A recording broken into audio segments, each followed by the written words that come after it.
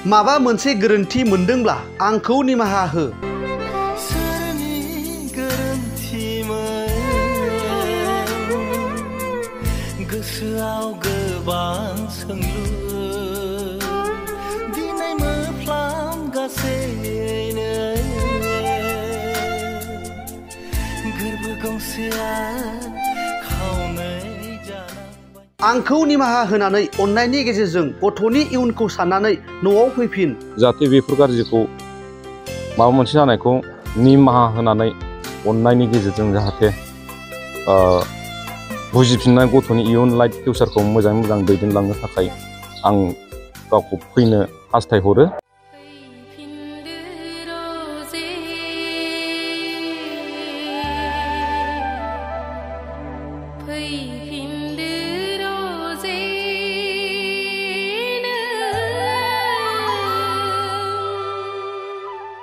आंनि फिसाया 2 बोसोरल' जाबाय। सानाव गेलेब्लाबो हराव बिमाखौ नागिरनानै गाबलाबायो। 2 बोसोर मास मोनसे जाबाय आरोखि। बिमाखौ नागारनो हाया। बिमानि बर्थमान बिमाखौथ' सानाव एक्चुअलि एसे गेलेयो, बेनिफ्राय गाबो आरो मोनानि समावथ' बिलकुल मोजाङै उन्दुलाङा बे गथ', माने जायनि फलाव बिमानि जानाय आदारखौनो नागारखायाखै। बेनिखायनो फिसानि इयुनखौ साननानै माबाफोर गोरोन्थि मोनदोंब्ला आंखौ निमाहा होनानै जेरावखि थाया मानो न'आव फैफिन। नों बे बाथ्राखौ खोनानानै नोंथांमोनाबो बुजिखाबाय जानांगौ। नंगौ, हाबा जाखानाय आइजोआ गावनि फिसाय आरो उन्दै गथ'खौ गारना खारनाय जाथाय। थारैनो बैफोरबायदि आइजोफोरा जाति, राव, हारिमु, धोरोमखौ साननो सिबिनो रोंला नामा? जायनि जाहोनाव दिनै हाबा जाखानाय हौवा आरो हिन्जावफोरा गावनि आंगो गथ' गथाय, फिसाय आरो हिन्जाव गारनानै दोनखारलाङो। नाथाय मा जाहोननि थाखाय गावनि आंगो फिसाय आरो उन्दै गथ'खौ गारना खारनाय जाथाया जाफ्लेबाय थायो? थिग बेफोरबायदिनो चिरां जिल्लानि सिङाव थानाय रुनिकाटा दरगाव गामिनि थागिबि सोमखोर खाख्लारिनि अनजालि बिसि भुमिका बसुमतारिया थांनाय 17 अक्ट'निफ्राय जेबो जाहोन गैयालासे गावनि आंगो फिसायजों लोगोसे 2 बोसोर बैसोनि अन्थाव बाथाव उन्दै गथ'खौ गारनानै बहाबा खारखोमाना दं। बेनिखायनो फिसाय सोमखोर खाख्लारिया न'खर संसार जानायाव एसे एनैया दावराव दावसि जाखायो होननानै गावनि गोरोन्थिखौ निमाहा बियो आरो गावनि न'सिम फैफिननो थाखाय खावलायहरो। आरो सोमखोर खाख्लारिजों लोगोसे गामिनि दैदेनगिरिफोराबो सोरबाफोर भुमिका बसुमतारिखौ बहाबाफोर नुसनबायोब्ला नैबे 8453894880 जानबुं अनजिमायाव थोंजोङै खौरां हरनो खावलायहरदों।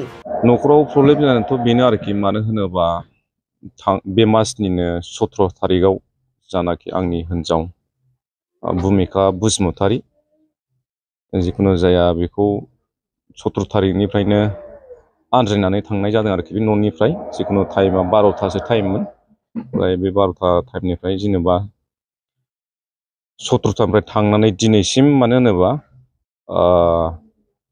24 थारिख सफैबाय। 24 थारिखआव दिनै आं आसा खालामदोंमोन, बे दिनैसिम सफैयाखै आरोखि।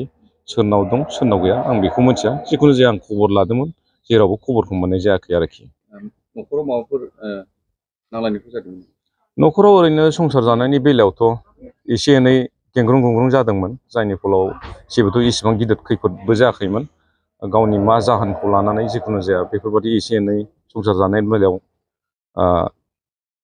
दुखु मोननानै हयथ' न'निफ्राय मा फारसे आगान सुरलांदों बायहेरायाव, बेखौथ' आं मोनथिनो मोनला आरोखि। सोरजोंबा थांदों होनना सन्देह खालामो? थांनायाथ' एक्सुवेलि बेखौ खबर मोननाय जायाखै आङो। जिखुनु जाया गावनि सासे लोगोनाव थांदोंमोन, लोगोनियाव थांनानै बेनिफ्राय आं सुलु मोनदोंमोन मोननाया। बेनिफ्राय ओइदिनखालिनो थांदों 17 थारिखआव, बे दिनखालिनो बियो रिटार्न जाफिननानै दस्रा जायगायाव दोनदों होननानै आं एसे खबर मोननाय जादों आरोखि, कुसुगाव एरियानिफ्राय आरोखि। गथ'फोर दंमोन नामा? गथ'फोर थालांदों नामा? गथ'आथ' आंनिनो सासे, बेनो फार्स्ट गिबि होनजायो, हिन्जावसा। बेसेबां बोसोरसिम जानो? दा बिनि बयसा जाहैबाय 2 बोसोर मास मोनसे जाबाय आरोखि। बिमाखौ नागारनो हाया। बिमानि बर्थमान बिमाखौथ' सानाव एक्चुअलि एसे गेलेयो, बेनिफ्राय गाबो आरो मोनानि समावथ' बिलकुल मोजाङै उन्दुलाङा बे गथ', माने जायनि फलाव बिमानि जानाय आदारखौनो नागारखायाखै बियो। मा खावलायगोन? आंनि बुंनांगौआ बेनो, आंनि दिनै जानाखि ससियेल मिडियायाव बुंनो सानो बेखौनो। मानो होनोबा हयथ' माबा मोनसे गोरोन्थि मोनदोंबा आंनि बुंनायखौ हयथ' माबा मोनसे सानदोंमोनबा, उसुबिदाफोर जादोंबा न'खरनि संसार जानायाव एसे एनै गेंग्रुं गुंग्रुं जानानै जानाखि आन्दायलांनाय हिसाबै आं बेखौनो गावनि सिगाङाव बुंहरनो सानो जाहाथे बेफोर गाज्रिखौ माबा मोनसे जानायखौ निमाहा होनानै अननायनि गेजेरजों जाहाथे बुजिफिननाय गथ'नि इयुन लाइफ फिउचारखौ मोजाङै मोजां दैदेनलांनो थाखाय आं गावखौ फैनो हास्थायहरो बेखौनो आङो मिडियानि गेजेरजों आरो बयखौबो रायजो राजानि गेजेरजों सोरबाफोर नुसनबायदोंबा अननानै जाहाथे फैयो आं बेखौ खावलायनाय जाबाय आरोखि। फन नाम्बारखौ बुंना हो।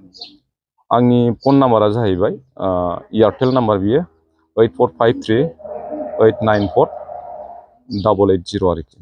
जिखुनु जाया जायफोर ससियेल मिडियानि गेजेरजों रायजो राजा आइ आफा बिदा फंबाय बिब' बिनानावमोनहा बायसान्सनि नुदोंबा अननानै बे नाम्बाराव कन्टेक्ट खालामना हर जिखुनु कन्टेक्टल' खालामहरनांगौ जा जायगायाव नुदों आं बे जायगायाव थांनानै लायगोन आरोखि। नोंथाङा जुदि नोंनि हिन्जावखौ नागिरनानै मोनाब्ला माबाफोर आयेननि राहाफोर लागोन नामा? बेखौथ' जिखुनु जाया आङो मा बुंबावनो जिखुनु जाया बायसान्सनि आं दिनै 24 तारिखनि गेजेराव आं ससियेल मिडियायाव होनाय जाबाय जेब्ला निउसखौथ' नाया नङा बयबो नायो दानि जुगाव मानो होनोबा नायनायनि गेजेरजों मोनाबाबो हयथ' नागिरना मोनाबाबोथ' बेथ' उननि समाव मोनसे प्रसेस जाहैगोन आरोखि। हिन्जावनि न'खरनियाव खबर लादों नालाय एक्सुवेलि बेनि आंनि जानाखि बुरैनि बिमा बिफायाबो खबर लादों एसे एनै नागिरदों गावनि जाथि खुरमानावबो खबर लादों थांदों जिखुनु जाया गैया मानसिया बेनिफ्राय बायह्रायावबो जानाखि एसे एनै लोगो दिगि दङ बेयावबो खबर लाजोबबाय बेनि जेबो सुलु गैया आरोखि। ओरैनो फनफोर रायलायबाय थानायफोर नोंथाङा सन्देह खालामो? फनफोर रायलायबाय थानाय एक्सुवेलि आंथ' बेफोरखौ बांद्राय मिथिया आंबो एसे बाहेरायाव थायो हिसाबै खाथि खाला बाहेरायाव थायो हिसाबै खामानि मावो हिसाबै बांद्राय आं माबा खालामनो हाया बुंनो हाया मिथिजोबा रायलायना रायलाया बेखौथ' आं बुंनो हाला आरोखि। बेसेबां बोसोरसो बैसोनि जागोन? जेनेबा हिनजावा जिखुनु जाया बिनि एजआथ' 23सो जाहैबाय आरोखि। बे बिथांखौथ' जोङो गामिनि जानानै गाहामै फैफिनलायोबा मोजां मोनगोन जाहाथे माने बिसिनि न'खराव इसिबांबो नांलाय खमलाय गैया जाय बिबथिफोर बिथां बेबो एसे एनै सरकारनि खामानि मावो बिथाङा जेबो दाय गैयामोन बारा माने जाहाथे गावसिनि नैबे बिहु बोथोरनि माखासे केलेंकारियाव एसे दावराव जादों आरो बेखिनियाव। दा नोंथाङा गामिनि जानानैहाय बेखौ फैजानो लुबैना लुबैया? फैयोबाथ' बिराद गोजोनथाव बाथ्रा जों बर' गामिनि थाखाय आरो फैथोंसै गावबो बुजिथोंसै उन्दै दङ जिहेथु बे उन्दैखौ अननानै फैथोंसै। फैफिनोब्ला माबायदि मिलायनानै थाजानो लुबैयो नोंथाङा? जोङो बेखौ गामिनि गेजेराव सालिसा बिसार खालामनानै गोरोबनानै होनाय जागोन आरोखि। मोनसे गोजोनथाव खौरां, नोंथाङा नोंथांनि न'खौ समायना रमायना जोंख्लाब माख्लाब खालामनो गोसो दं नामा? थारैनो नोंथाङा नोंथांनि न'खौ समायना रमायना साजायनो गोसो दंब्ला नोंथांमोननि थाखाय बिजनेस बेन्स प्रडाक्ट्स कम्पानिया गोजोनथाव खौरां लानानै फैदों। गोदान बोसोर रंजालि बैसागु फोरबोजों लोब्बा लाखिनानै बेन्स प्रडाक्ट्स कम्पानिया नोंथांमोननि थाखाय अफार होनाय जादों।